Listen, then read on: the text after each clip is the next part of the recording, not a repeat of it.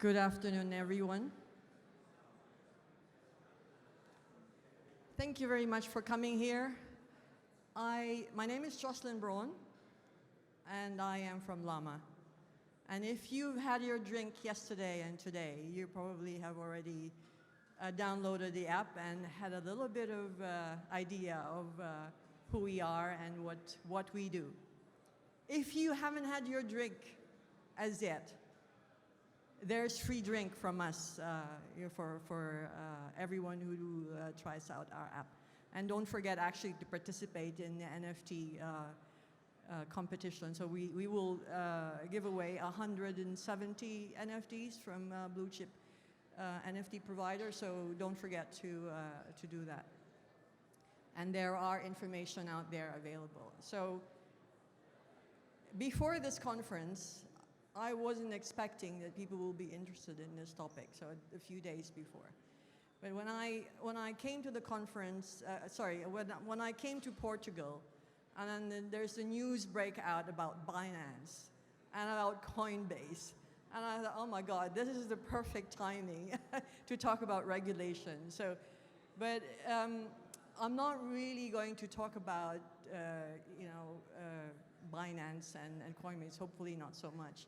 But I can imagine what they have gone through, and I am here to actually share with you our own experiences and what do we have to actually go through to make sure that we provide services to you and we are comfortable that we are doing the right thing for you as well as the market. So for our customers as well as for our business and for the market. So what is Lama? I think some of you have been able to download the app, and so you might have also already seen that we provide financial services. What we are is actually, we're going into crypto wallet services, banking services. You will have bank accounts in the Lama app. As an individual, Lama Business also provides you with bank accounts. So Euro bank accounts, GBP bank accounts, as well as crypto wallets for the popular cryptocurrencies or crypto assets that you'll find out there in the market. But we also offer custody services. So what we are is actually what we are about. So we want to see ourselves as an enabler. Why do we see ourselves as an enabler? Because we see that the future should look like that every individual and every company should have a choice out there of what type of assets that they hold. And to allow them to actually use those assets to be able to support their daily lives, their businesses, or anything that they would like to do with their financial assets. So we would actually like to address the mass market. When we say mass market, then even those people who don't have very good ideas about what crypto assets are, so what are available out there in terms of assets beyond fiat, so beyond euros, USD, and GBP. And for the mass market we realize that they look at crypto as complex. They don't understand what is blockchain, what is Bitcoin, how does it work. It's scary, and most of the available apps that are accessible to the market, even I find inconvenient. So we took the challenge on. So how do we address this in the market? But we take a step back. Because if we want to play in the financial market, then we will have to face regulation. We're not afraid of that because I think we have a strong team. We have very knowledgeable and experienced people in the team that actually really take this on.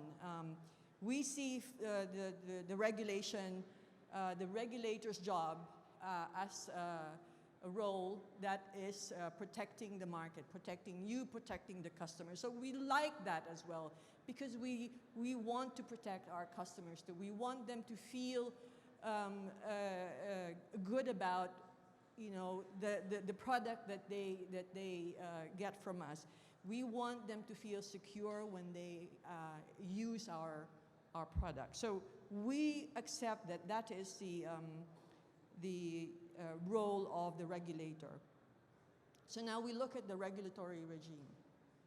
So for the crypto business, the regulators require us to address anti-money laundering. Yeah, so it sounds simple, but there's a lot in the back end that we need to do to get that right. I'll explain a little bit what that means so that you can see the efforts that we have to go through in order to make sure that our platform is actually safe, secure, compliant. And then we look at where's the regulator going into. So in the EU, there is an upcoming regulation called MiCA, Markets in Crypto Asset Regulation. So I'll also get into that in a little bit later. So MiCA, what is MiCA? So the anti-money laundering is actually just making sure that you know, we practice KYC, we know our customers, we do due diligence, we know the source of your wealth, we monitor your transactions, you're not doing anything that's illegal in the platform, you're not using the money to pay for illegal activities and so on. So we have all that technology. Now, we comply with that, but the crypto asset is moving forward to govern the issuance of services related to crypto assets and stable coins. So we expect this to be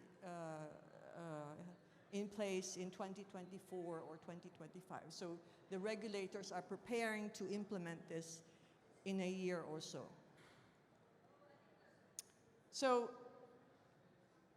what is it about? So the regulators are trying to consider that the crypto asset world will have 3 different types of assets. So first of all, they refer to the asset reference token, which will be sort of like a stable coin in the sense of when you look at USDT, for instance, Tether USD, they have a portfolio of assets that is just referencing a currency like USD, but they have a portfolio that contains assets beyond the currency USD. So they have other financial assets in there. So that will be an asset reference token. And then they consider the electronic money tokens that is also referencing an asset, but just one currency, then that means, let's say, the USD only. So, and then the other category is, you know, when it's not a stable coin, electronic money, a token, or asset reference token, it's something else. So the main idea here is to be able to, so from a regulator's perspective, to be able to control and bring clarity to the classification of digital assets, and to make it more transparent to the market what kind of digital asset they're dealing with. So I find that to be a helpful reference for businesses that are actually engaging in the business of crypto and using cryptos for financial transactions, to have clarity as to how do we actually help ourselves to make sure that we align with the law. So how do we classify our assets that we onboard into the platform to make sure that we are actually within the regulation. So there are other initiatives by the government. So all of that are actually really making sure that the market will be strong, resilient, and transparent. So what we are doing at Lama is exactly that. So we're exploring new technologies, frontier technologies. We're strengthening cybersecurity. We are doing all our efforts to make sure that we actually onboard assets that are not going to be questionable from the eyes of the regulator. So going back to Lama, what are we? So from this position to the future, we see ourselves as a bridge. So we provide fiat services, yes, so bank accounts in euro as well as in GBP for now. Hopefully we can expand that in the future for multi-currency fiat. But also we provide wallets, but we are on chain. So your wallets are actually actively also linked with a network. So we bring you actually Lama services in a safer environment, so technologically, as well as aligned with thinking of the regulators. So we would like to be able to say we are proud that we actually have regulatory adherence. Okay, so we have permit to have wallets for fiat. We have bank accounts. We have crypto registration in the 30 countries that we are present. So we are in EU at the moment. That's our first market entry. We take pride in having the PCI DSS for you to be able to use your card, debit card. We have the technology for KYC, transactions monitoring. We have the strong tech stack. We have chain analysis. We have partnership with Ledger for institutional cold wallet services. So we do everything in order to make sure that everything is safe. So we even did certifications for ISO 27001, and the reason for that is to make sure that we go beyond what is required of us. So from a governance perspective, for everything that we do operationally, we actually are proud to say that we go beyond what is required of us. And then obviously we make sure that the funds that you have are accessible. Yeah, so easy, simple, not complicated. And what does that mean? So from a KYC perspective, if you're not familiar with this, we need to identify you as a customer. We need to make sure that you are not a criminal. We make sure that your funds are not from any criminal activity. We verify you. We do risk analytics for the transactions that people are doing in our platform. So what we do, so we do statistical analysis in that case, that we weed out the high-risk users in our platform. And we use chain analysis, so we track the transactions in the blockchain. And this is the same tool that some of the law enforcers are also using to track illegal transaction or illicit sources of funds. And this kind of tool is also allowing us to track the funds across chains. We have a very strong cybersecurity tech, and we have certifications for PCI DSS and ISO 27001, as I've already mentioned earlier. So what can you do with Lama? If you've tried the app, you can see that you'll have bank accounts. You can buy and sell crypto. You can deposit fiat. You can deposit crypto into your wallets. You can withdraw crypto and fiat also from your wallet. You can have a Visa card. The physical Visa card will be available very, very soon, so you can order it. And then you can also instantly spend money through your debit card from fiat or from crypto. You don't have to hold your fiat balances to have fiat balances to be able to use your debit card. So there will be instant payments from your crypto balances. So you have obviously your IBAN, and soon we will be introducing local IBANs for France, for Spain, because we realize that that's also important for some users. So we will be offering in the future some of the other interesting products in the DeFi space, loans, and so we're just starting here. And if you've downloaded the app and you find that there are things that we can improve, we welcome your comments. Send us a message. What do you think works well? What doesn't work well? And we will welcome that. So you might have seen as well in your app that we have custody services. So for NFT, and tell us what you think about that service. The team is there. You can see them in the Lama shirt. You can approach them if you have questions. But if you have questions here, please let me know.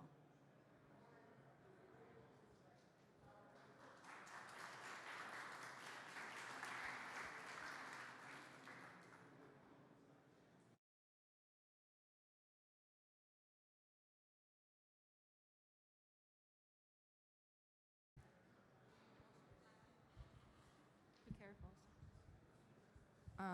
Hello, Mirella, my name, from Calibaco. Do you also plan to go into staking, for example, that you and earning?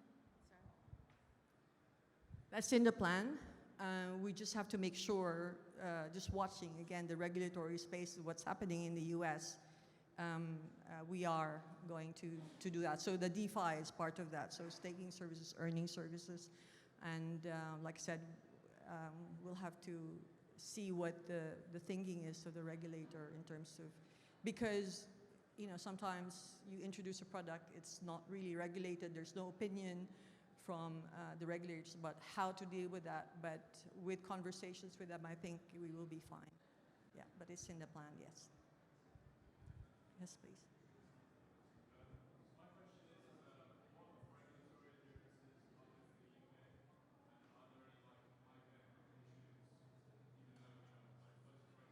Sorry, I can't. So, issues that are different in the UK? It's very similar in the UK. So we have decided to firstly launch in EU, and if you follow the UK market, you'll know that for 2022, FCA was actually overworked. They have a small team actually looking at applications in crypto AML, and out of the 250 or so applicants, they were only able to approve 12, 15 or something like that. So now they are encouraging crypto companies like us to actually submit applications for crypto AML, and that's what we're going to do. So we are actually also looking at the UK market to enter there. Yeah, that's the next step.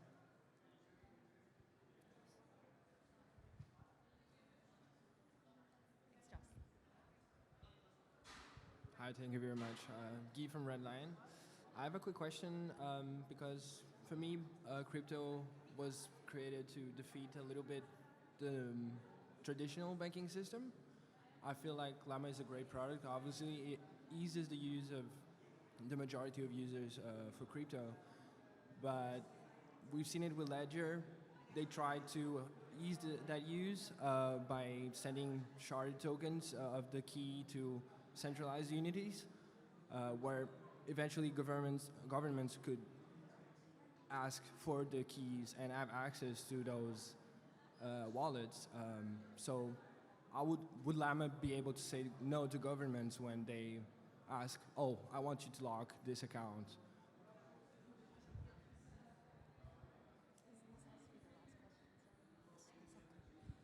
Yes, thank you very much for that question. A little bit difficult to answer because it's anticipating how the regulators will treat that. At the moment, there's, you have some protections with GDPR, privacy, and so on. So you have the right actually to keep that information to yourself.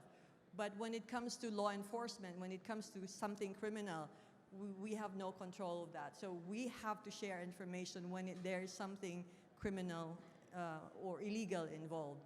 But in terms of how the government view will change in the future in terms of enforcement, it's hard to say. I know the issue about Ledger, the people are afraid about sharing the key, but yeah, we are with Ledger, as you know, and we are following this issue very, very closely. So, but we will adopt, obviously, the safest and more secure way to protect our customers. That's our priority within the law. I think that's all we have for now. Thank you very much for your attention.